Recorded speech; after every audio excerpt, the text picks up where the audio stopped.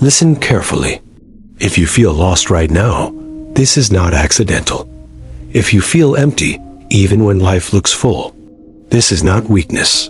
If you wake up tired, not from work, but from existing, this is not failure. This is the call, a quiet one, but powerful.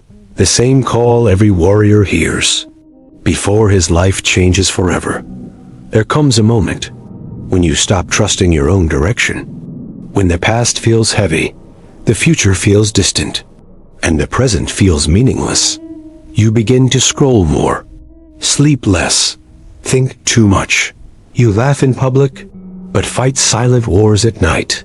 You don't tell anyone, because you don't even understand it yourself. You don't know what's wrong. You just know something is missing. Long ago, before noise, before chaos, before distraction disguised as connection, there lived a young samurai, respected by others, feared by enemies, but unknown to himself. From a distance, he looked strong, but inside, he was drowning. He trained harder than everyone else, yet every night, his thoughts fought him harder than any enemy. He learned how to cut flesh, but never learned how to silence fear. He could face death, but not doubt. One cold night, the dojo stood silent. Only one candle burned, and one warrior remained. He dropped his sword, not from weakness, but from exhaustion. He stared at the flame and whispered, "I've done everything right, so why do I feel wrong?" That night, he walked into the mountains. No armor, no weapon, just questions, just pain, and just enough hope to keep moving forward. By dawn, he reached an old hut built into stone. Inside lived a man who spoke little and saw everything. The samurai bowed, and for the first time, he didn't ask for strength. He asked for truth. The old man stood, walked to the corner, and returned with a single candle. No advice, no lecture, no story. He placed it in the samurai's hands and said, "Walk." No direction, no explanation, just darkness. The warrior stepped into the forest. Wind attacked the flame. Cold entered his bones. Fear entered his thoughts. The forest made no promises. It offered no comfort, only shadows and soundless judgment. His hands burned. Wax spilled on skin. Trees blocked his vision. Fear blocked his breath. He shouted, "Where am I going?" No answer. Just echo. Just silence. Just his own voice, returning back in pieces. When dawn arrived, so did exhaustion. The samurai returned, broken, angry, confused. He placed the candle down hard. "How is this wisdom? I nearly froze. I nearly failed."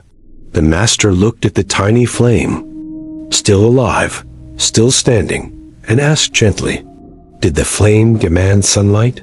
Did it wait for the forest to become fair? Did it ask for permission to burn?"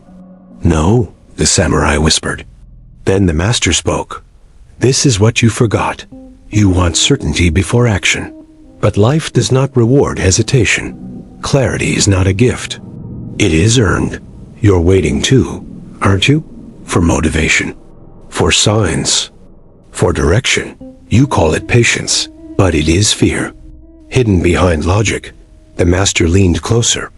A warrior walks, even when the path is unclear. He does not chase purpose. He becomes the man purpose follows.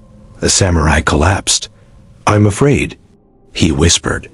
The old man placed a hand on his chest. "Good," he said. "Now you've met yourself." In silence, he finally understood. He wasn't lost.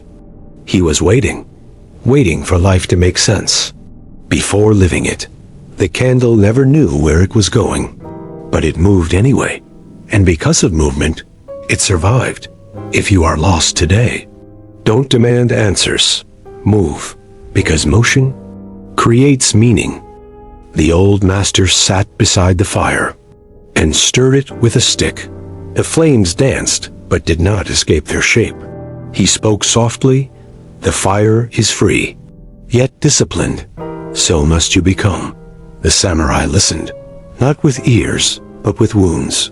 The master continued, "You think you are weak, but you are only undisciplined inside. You let your thoughts lead your life. But thoughts are wild horses, and you never learn to ride them. You train your body, but starve your mind. You sharpen your blade, but dull your spirit." The samurai lowered his head. Everything felt exposed. True, the master gestured to the mountains. "Look at them. They don't hurry. They don't panic. They don't compare.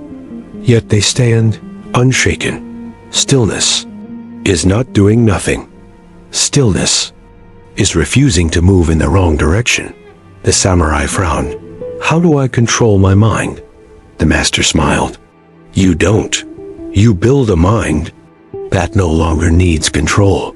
He picked up a rock, held it high, and dropped it into a bowl of water. The water shattered in circles, but soon the surface returned to calm. Your mind must become deeper than disturbance. You are not your thoughts. You are the one who hears them. You are not the storm. You are the sky. The samurai went quiet. He had never heard this, not from words, but from inside. The old man continued, "You chase happiness, like a thief chasing shadows. Stillness gives happiness. Discipline keeps it. You want peace? Stop arguing with reality. You want power? Control reactions. You want freedom? Detach from expectation." The samurai whispered, "But if I let go, what will I have left?" The master looked at him deeply. "Everything real." They sat silently. Fire cracked. Wind whispered secrets in pine leaves. Then the old man stood, slow and firm. "Tomorrow, you will rise before the sun. You will walk the same path, this time without candle." The samurai's breath slowed. Fear returned. The master spoke, "If you need light, you will never find confidence. Walk as if you are the light." That night, the samurai did not sleep. His thoughts screamed, but he didn't fight them. He watched. For the first time, he did not obey his fear. He observed it. When dawn came, he walked. No flame, no guide, no comfort. Yet something strange happened. He did not feel weaker. He felt clearer. He realized silence was no longer empty. It was full. For the first time, he did not chase certainty. He became calm. Without it, the mountain did not move, but he did. And in movement, he felt purpose rush in. Not loudly, not suddenly, but steadily. The forest was the same, but he was not. The lesson was carving itself inside. Lost is not a place. Lost is a state of mind. He returned, not as a seeker, but as a student of himself. The master knew before he spoke.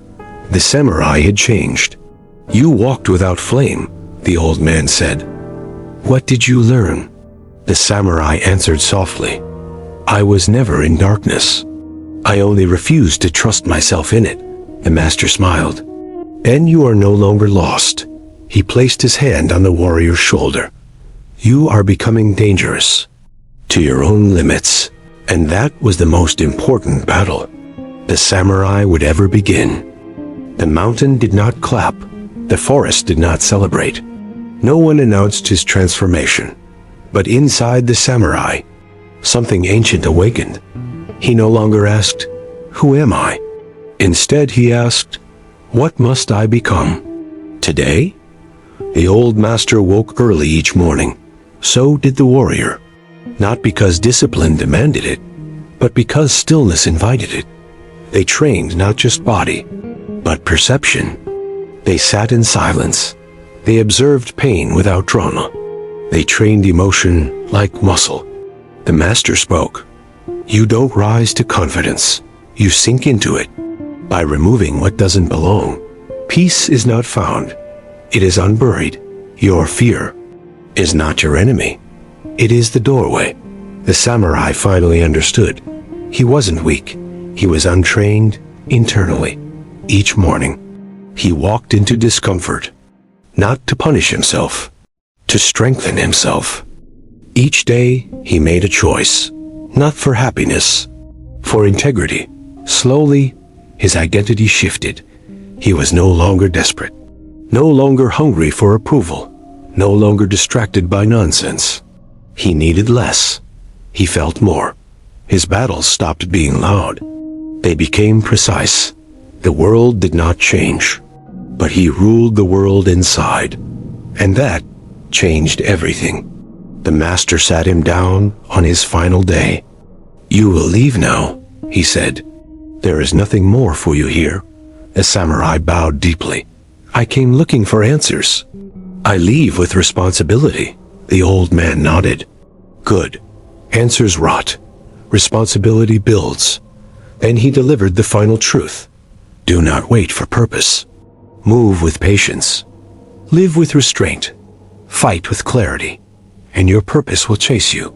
The samurai walked away. Not with noise, but with gravity. Years passed.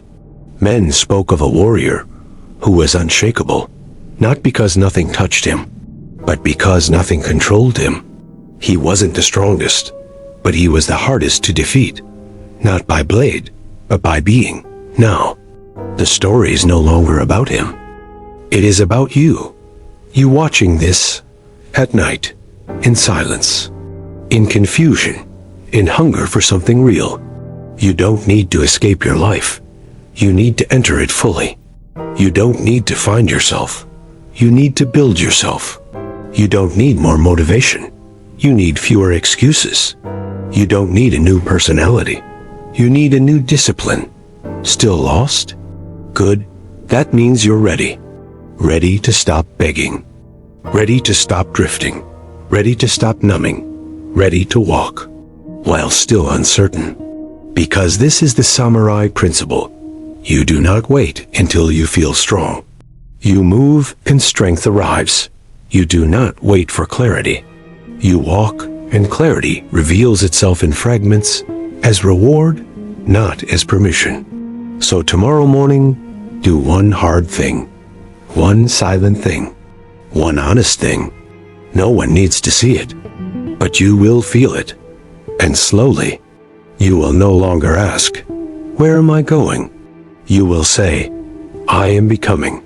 Let the world remain loud. Let others chase shiny distractions. You walk steady. Walk unseen. Walk forward. Light your own flame, even when your hands burn. And one day, you will not remember when you were lost, only that you kept walking. Lost is temporary. The warrior you're becoming is permanent.